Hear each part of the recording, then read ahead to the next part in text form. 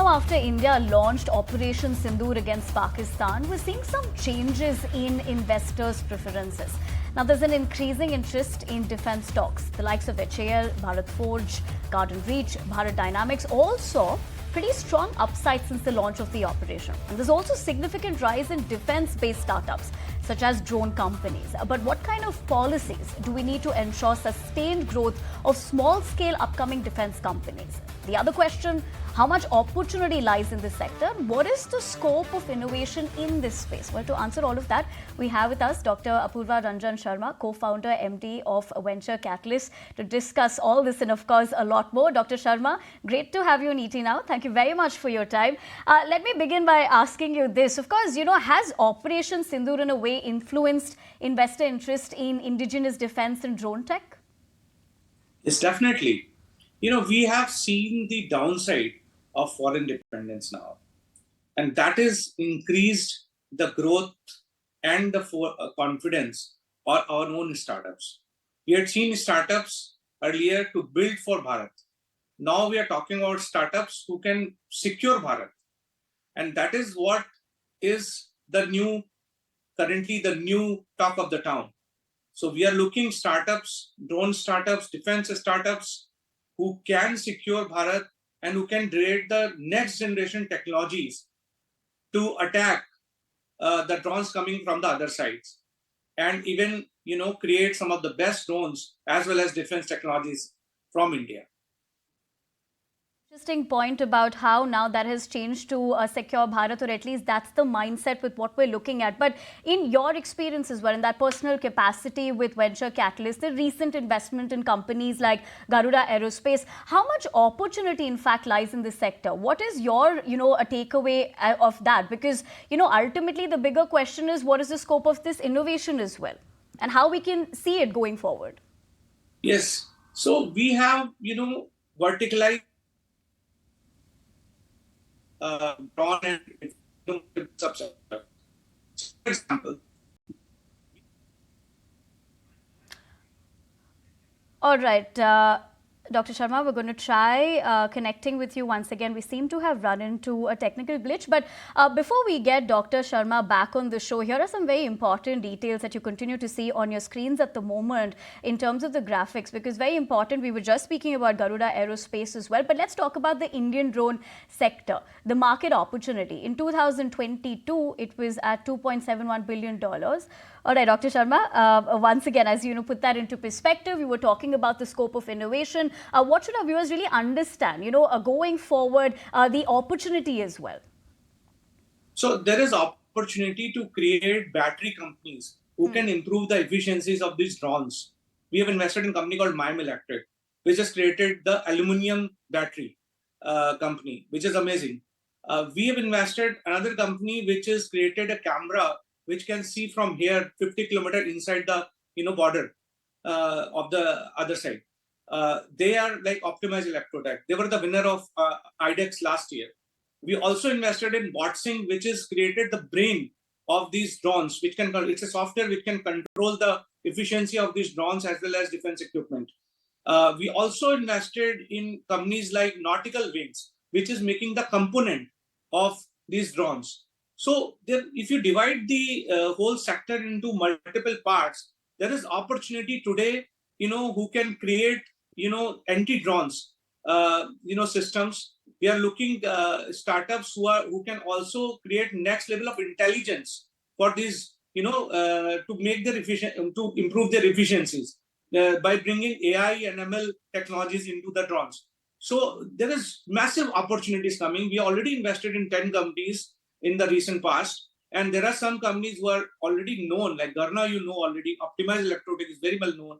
Nautical. All these companies are doing their bit to make secure Bharat and to make Bharat very strong. The new tagline clearly, but as you pointed out, you mentioned about the companies that of course you've also invested in, but what convinced you, whether we're talking of any company that you have of course in a personal capacity invested in, what really stood out? What are the key metrics? If you could tell us, based on that, how we're looking at this. So there are, Indian innovations which are even meeting the US defense systems also. We have invested in a company, which is ethereal machine, which is even working for the US defense also. So there are innovative companies in India who are creating a lot of innovations, which is useful for, obviously, if you see now everybody is talking about drones are more important than having the fifth generation aircrafts, right? So India has an opportunity to create excellence there. And we, as early stage investors, are investing heavily into these startups. The reason why we are convinced on putting money into them is largely because they are creating moonshot ideas. When Optimized Electrotech met us, they said we have created a great image processing algorithm, and that can see through 25-kilometer inside the border, next side border, across the border. Now they can see 50 kilometers across the border, right? So that's why they got the IDEX last year award, 25 crores. So these are the kind of technologies that are coming in India. These are very innovative things which are coming in India. There is another company like Big Bang Boom, which is created, drone systems. There are a couple of companies which we are seeing, even now to invest in, who are, bringing AI and ML into improving the efficiencies of these, drones which are currently there. Whatever you're seeing, it is first or second or third generation of drones or defense equipments. In the next couple of 7 or 8 years, you will see the next level, generation of this, thing coming in out of India. So, Dr. Sharma, and that's where we can play a very important role. Right. So, of course, innovation, and with that, how we've been looking at it, of course, if you compare it even to the past 5 years, we're playing out those important details on our screens as well, given the scope of this industry. But let me ask you this, have drone rules 2021 and the PLI scheme made the sector more venture capital friendly in your opinion? Actually, that has given the advantage to a lot of startups to get business from the government. And the more the business, the more the valuation of these companies. True. I mean, almost every startup which I invested, they got some business or other from the government. That PLI scheme has really helped these startups, and they are very happy about it. But of course, there is some reforms required on the procurement side. Some test bed in the airspace is required to be created, because now there are larger number of companies. It requires a lot of permissions, etc., to do these tests. And then they also need, they're also looking some export enablement. So, but yes, whatever steps have been taken so far, it has boosted the confidence as well as it has boosted the business of our startups. Are there any loopholes, if you want to shed light on that aspect of this? Sorry? Are there any loopholes or challenges that we're looking at? No, I think these are the three reforms. If you have better procurement reforms, I think that's where procurement strategy, I think that's where they need help. And export enablement, that's where they need some help. And even some more test beds can be created for these startups. That's where they need. Also for the IP protection, because now, these companies are coming. I mean, like Optimized Electrotech had more than 30 patents. Now these patents in US, most of the time, these are, safe. But we need to create systems in place so that our startups' patents are recognized globally. They don't lose it otherwise. So that is also some place where we need some help. And, because a lot of them have IP driven products. Even BotSync has an IP. And so how do we safeguard our startups' IP? So some help is required there also. So clearly there's need to create patents as well. But from a VC lens, is India ready to build globally competitive defense tech giants? Or do you think we're still in proof of concept mode? See, my view is, this drone and as well as, new defense equipments which are coming, right? Missile technologies, all of these places, you have an opportunity to, go beyond any other country in the world, because they are much ahead of us in aircrafts and other fighter aircrafts and other technologies, right? But missile, we are one of the best in the world already. And, if we get some these good drone technologies developed in India, which in the last 3-4 years, I'm seeing amazing companies coming out of India, right? you will see some differentiated changes coming out of the technologies coming out of India. So that will give us an edge over the world, and that's why we are investing. And there are a lot of defense funds, by the way. I want to tell you, I know at least 3 new funds which are coming dedicated to invest in the defense area. So India has a lot of VCs, a lot of investors have recognized the potential of defense startups in India, as well as drone startups. And there is also, you have to see that Idea Forge got for an IPO. So there is also a ready market to create exits for the investors, right? Correct. So the proof is, and the track is already built, right? That's why you see there are dedicated defense funds also coming in collaboration with Israeli, experts. I know a couple of them, you know, so I can see a good future for defense and drone startups in India. You will see some unicorns and sunicorns. Sunicorns, there are already some of the sunicorns there. You'll find many unicorns coming out of India in different sectors.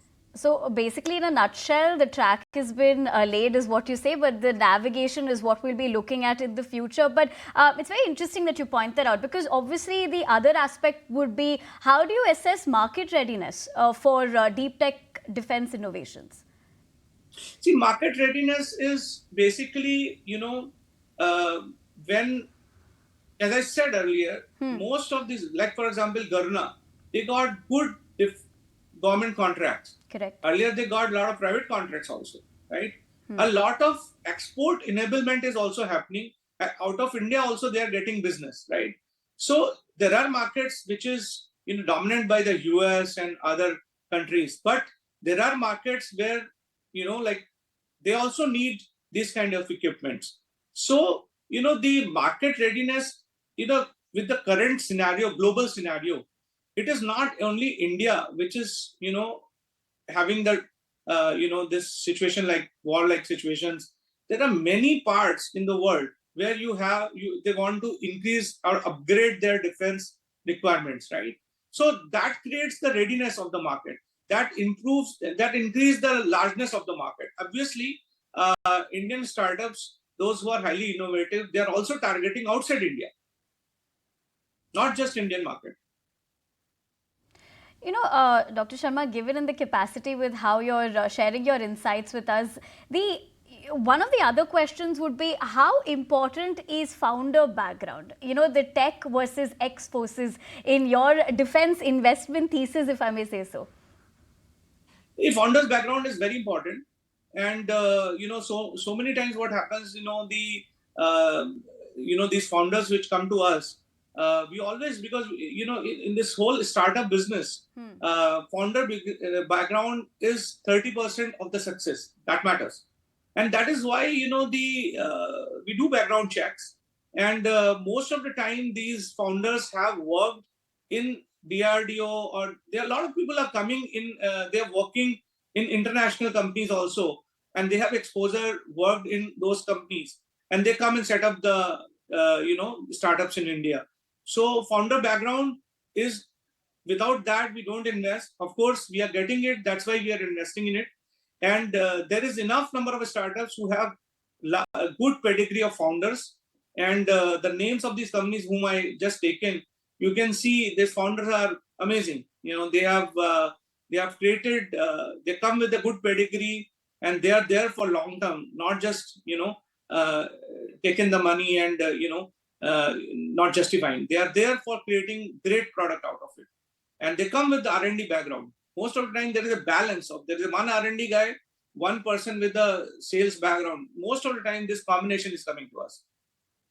Lethal combo that has worked for our defense startups as well, is how you're putting that into perspective. But Dr. Sharma, before I let you go, given the aspect of what you said, what we're looking at today is the tagline of secure. Of course, there is the push for Atmanirbhar Bharat from the government's end, but how do you see public-private partnerships evolving to support defense tech startups in your perspective?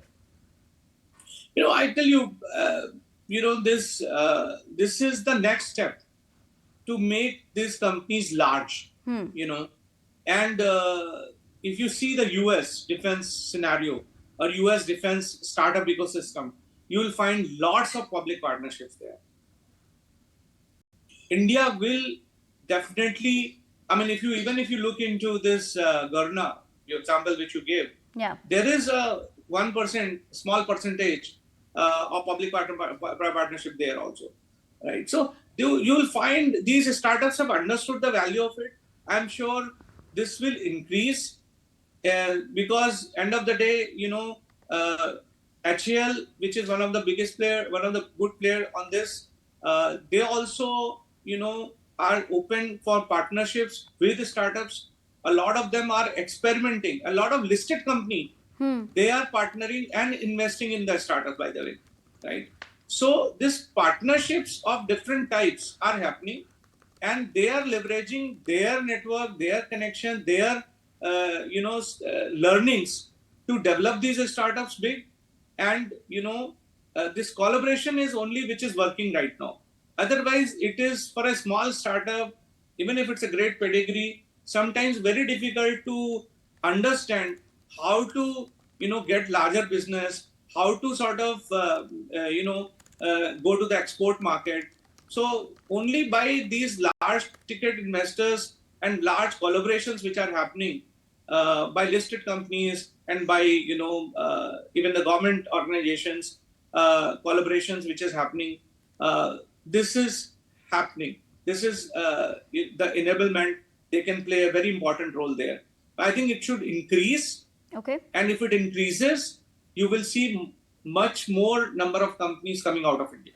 All right. And that is, of course, extremely positive for the sector. And in a nutshell, it's the collaboration that's giving momentum to this synergy that we're looking at. But Dr. Sharma, on that note, I want to thank you very much for joining us here on ET Now, sharing with us your perspective and giving us your time as well. But for the moment, we leave the conversation at that. Thank you very much. Thank you.